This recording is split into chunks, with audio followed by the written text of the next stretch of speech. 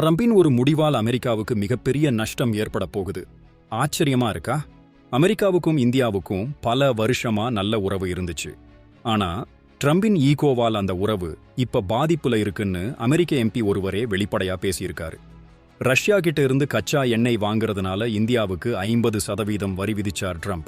இது America India வர்த்தகத்தை ரொம்பவே பாதிக்கும்னு அந்த எம்பி சிட்னி கம்லாகர்டோவ் எச்சரிச்சிருக்கார். முன்னாள் அதிபர் ஜோ பைடன் பாதுகாப்பு மற்றும் தொழில்நுட்பத்தில் இந்தியாவுடன் உறவை வலுப்படுத்தினார்.